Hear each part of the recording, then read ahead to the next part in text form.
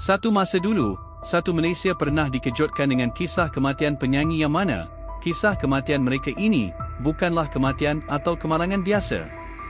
Kes kematian ini melibatkan kes bunuh yang mengakibatkan ramai keluarga dan peminat bersedih atas apa yang berlaku. Jadi, dalam video episod ke-56 kali ini, Mr. kongsikan antara kronologi kes 3 orang penyanyi Malaysia yang dibunuh dengan kejam, hinggakan ada kes langsung yang tak dapat dikesan pembunuhnya hingga sekarang. Along kumpulan Spoon. Pada tahun hujung 90-an, satu laporan berita telah mengejutkan ramai pihak berkaitan dengan arwah penyanyi kumpulan Spoon iaitu Along. Along atau nama sebenarnya Sabiul Malik Syafi'i, telah dilaporkan hilang selama 10 hari sebelum mayatnya ditemui. Berikut adalah kronologi kisahnya. Pada tanggal 5 Disember 1999, Along yang merupakan mangsa, telah menaiki sebuah teksi bersama seorang anggota polis berpangkat Lance Corporal iaitu Muhammad Yaakob yang juga suspek dalam kes ini. Mereka menuju ke sebuah kawasan sunyi di lereng bukit di kilometer 28, Jalan Kuala Kelawang Genting Peras, Jelebu, Negeri Sembilan. Sepanjang perjalanan ke kawasan tersebut, berlaku perbalahan di antara mereka sehinggakan suspek menggunakan kekerasan fizikal dengan mengetuk kepada Along. Melihatkan kejadian itu, pemandu teksi meminta suspek untuk tidak mencederakan mangsa. Suspek mengarahkan pemandu teksi untuk menghentikan kereta dengan alasan mahu membuang air kecil. Pada masa yang sama, suspek mengheret mangsa keluar dan meminta pemandu teksi untuk pergi meninggalkan mereka berdua di situ. Pemandu tersebut meninggalkan mereka berdua di tepi jalan dan meneruskan perjalanan. Tetapi, pemandu teksi berpatah semula ke lokasi tersebut kerana dia berasa tidak sedap hati dan apabila sampai, dia hanya melihat suspek sahaja yang berada di tepi jalan. Suspek kemudiannya menaiki semula teksi dan meminta pemandu untuk menghantarnya pulang. Ketika pemandu teksi itu bertanyakan tentang mangsa, suspek bertindak untuk diamkan diri. Setelah 10 hari mangsa menghilangkan diri, ada saksi yang membuat laporan mengatakan suspek merupakan orang terakhir bersamanya. Suspek kemudiannya ditangkap tetapi mangsa belum ditemui lokasinya. Sejak kejadian itu, keluarga mangsa sering menerima panggilan telefon di mana mereka diminta menyediakan wang tebusan sebanyak RM500,000 untuk melepaskan mangsa.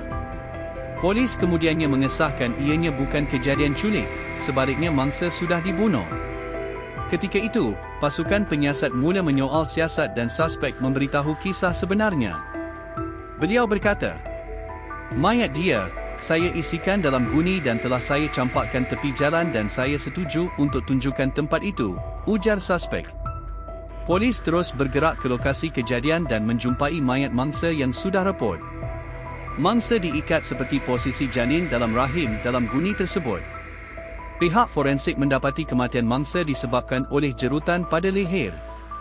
Berdasarkan kes bunuh ini, suspek membunuh mangsa disebabkan oleh cemburu yang menjadi punca motif pembunuhan. Ketika berada dalam teksi, suspek bertanyakan pada mangsa tentang hubungan sulit dengan isterinya. Ini kerana suspek pernah melihat mangsa bersama isterinya dalam sebuah kereta. Walaupun dinafikan oleh mangsa, suspek menjadi marah dan mula bertindak agresif sehingga terjadinya pembunuhan kejam ini. Selepas melalui beberapa proses hukuman dan perbicaraan, suspek akhirnya dibebaskan dari penjara Kajang pada 16 November 2023 selepas menjalani hukuman penjara selama 33 tahun. Suspek juga terlepas dari hukuman mati selepas mahkamah meringankan kepada hukuman penjara sepanjang hayat dan lembaga pengampunan membenarkan petisyen rayuannya. Zul Kumpulan Massa. Kumpulan Massa adalah sebuah band rock yang popular pada tahun 80-an hingga 90-an dan sebaris dengan kumpulan popular Wings dan Search. Antara lagu popular kumpulan ini adalah Patah Sayap Malam, Persandingan Abadi dan banyak lagi. Perjuangan kumpulan ini dikatakan telah terhenti apabila vokalis kumpulan ini mati dibunuh, dipercayai angkara iri hati di kalangan rakan-rakannya. Kisah ini berlaku ketika Zul atau nama sebenarnya Zulkifli Mat Amin, vokalis kumpulan ini sedang berehat di rumahnya. Dia mendapat panggilan daripada seorang wanita yang merupakan kenalannya dan meminta untuk berjumpa dengan Zul atas urusan penting. Pada mulanya, Zul dikatakan menolak, namun wanita itu mendesak dan mengugut akan mencederakan dirinya dengan duduk di tengah jalan raya. Zul akhirnya akur dan keluar berjumpa di lokasi yang diberitahu oleh wanita tersebut, iaitu di Pantai Balo. Apabila sampai sahaja di pantai itu, Zul dikepung oleh 8 orang lelaki dan ketika itu, Zul baru tersedar yang dia telah diumpan oleh wanita itu.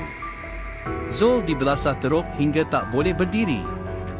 Bukan hanya dibelasah di situ, 8 orang lelaki tersebut telah mengheret Zul ke sebuah rumah kosong dan di rumah itu juga Zul sekali lagi dipukul sehingga pengsan. Apabila melihat Zul seperti sudah tidak bernyawa, mereka panik dan meninggalkan Zul di rumah tersebut tanpa bantuan dan rawatan. Keluarga Zul mula mencarinya dan dengan pertolongan kenalan dan orang ramai, Zul ditemui terbaring dan tak sedarkan diri. Zul terus dihantar ke hospital tetapi sudah terlalu lambat untuk menerima rawatan. Beliau akhirnya disahkan meninggal dunia pada 16 Julai 1996. Pada ketika itu, usianya masih muda iaitu 32 tahun. Tak lama selepas itu, polis dapat menahan 2 orang dari 8 orang pembunuh Zul. Selepas perbicaraan, 2 orang tertuduh ini tidak dijatuhkan apa-apa hukuman dan mereka dilepaskan begitu sahaja. Berkemungkinan bukti yang ada tidak cukup dan atas faktor-faktor lain juga.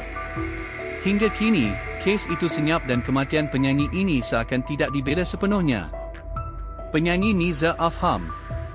Muhammad Niza Afham Mokhtar atau lebih dikenali sebagai Niza Afham adalah seorang penyanyi baru yang berusia 23 tahun yang pernah viral dalam saluran YouTube apabila lagu dendangannya, Rindu Setengah Mati mendapat lebih 8 juta tontonan dalam laman perkongsian video tersebut.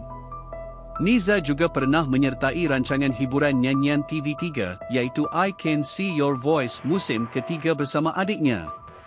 Kemudian beliau keluar dengan single berjudul Ternyata Bukan Aku dan tambah satu lagi, ciptaan Sharon Paul.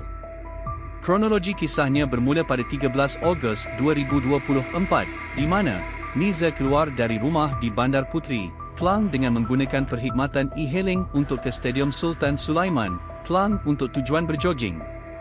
Ketika itu, mangsa memakai baju berwarna biru hitam. Keberadaan mangsa gagal dikesan apabila panggilan serta WhatsApp tidak berjawab. Pihak keluarga menggunakan aplikasi pencarian telefon bimbit, lalu mendapati mangsa terakhir kali berada di jambatan Sungai Klang.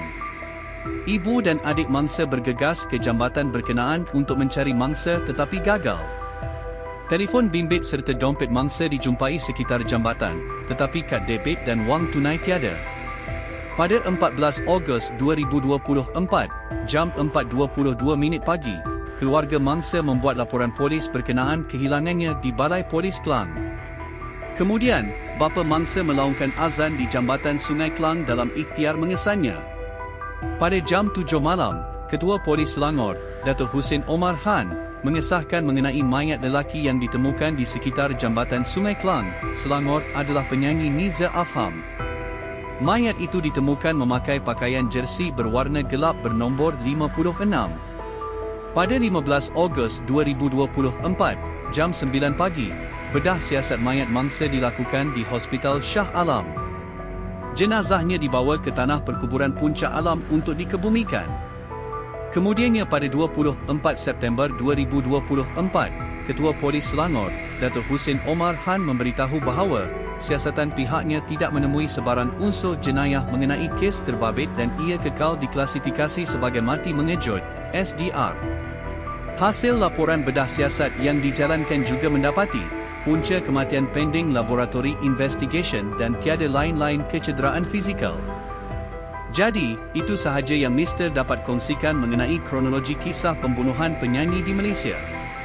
Sama-sama kita sedekahkan Al-Fatihah buat mereka, dan keadilan sepenuhnya akan dapat ditegakkan di mahkamah Allah di akhirat nanti.